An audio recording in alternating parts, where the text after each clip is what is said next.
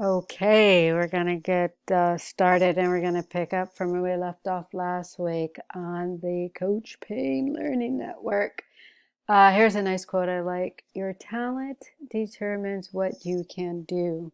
Your motivation determines how much you are willing to do. Your attitude determines how well you do it. And so picking up from the last play, pause it. We talked about a toolkit of functions. Now in your textbook, where is this? Oops. On page 187, so we're still in section 3.2. We're going to go and talk about the domain and ranges, right, of these basic functions.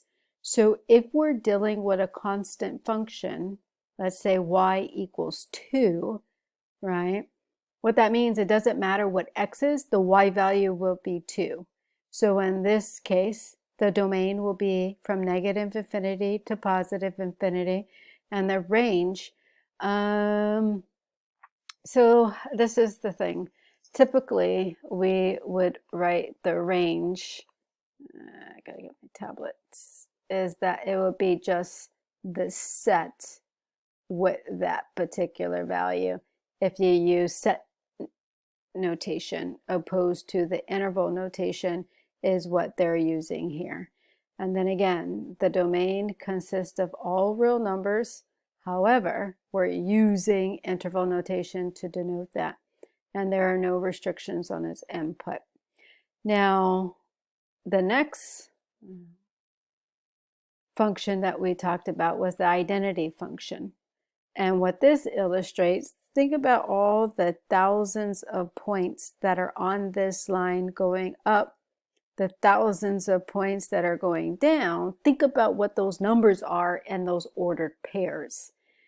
And again, the input values could be anything, the output values could be anything, hence the domain and range would be negative infinity to positive infinity.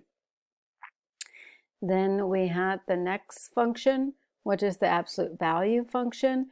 And again, think about all the infinite points on this segment, all the infinite points on this segment. Since this graph is strictly above the x-axis, the domain would be negative infinity to positive infinity. However, the range, because this point here, the y value is 0, but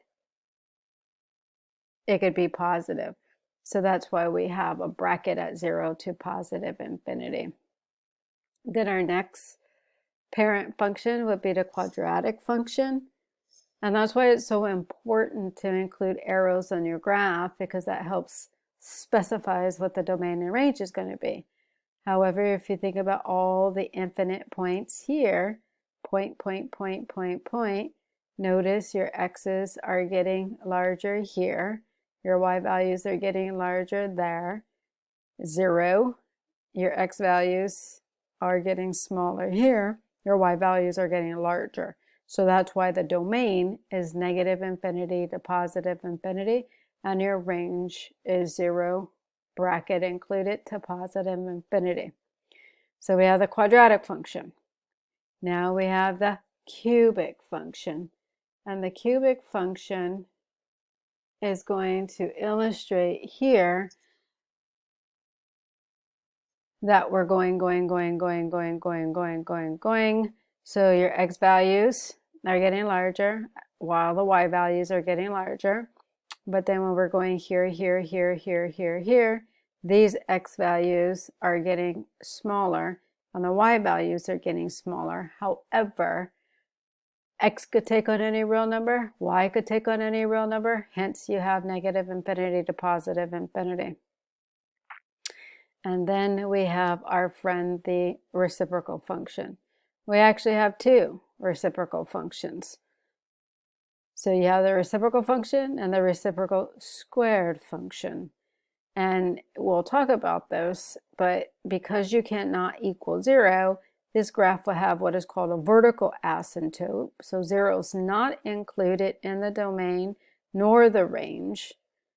However, it could x or y could be positive, x or y could be negative, and therefore negative infinity to 0, union 0 to infinity for the domain, also negative infinity, 0 union 0 to positive infinity for the range. However, for the reciprocal square function, notice that the y values are not negative.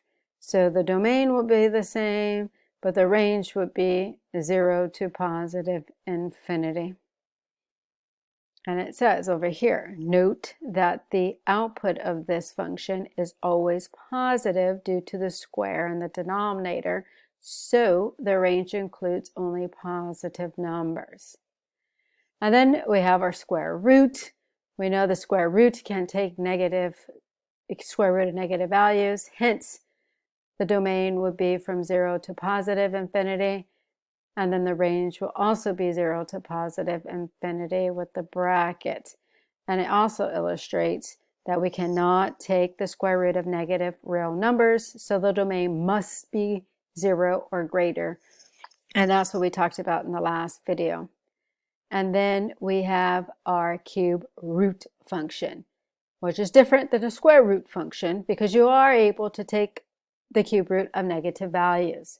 And so therefore, you have negative infinity to positive infinity, negative infinity to positive infinity. And these are the characteristics of these parent functions that we want to drill because we're going to be expanding as we move throughout chapter 3. And I really like your textbook here, right? It gives you these friendly reminders.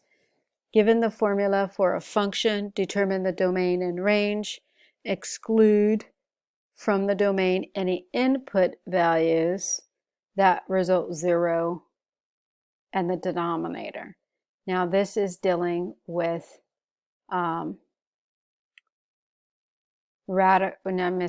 rational functions. And in this case, exclude from the domain any input values that have non-real or undefined number for outputs.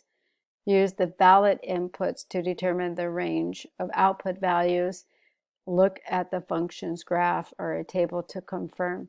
A lot of times, looking at a table of values and a graph is kind of taxing. So we just want to make sure we're visualizing and understanding the characteristics of these functions.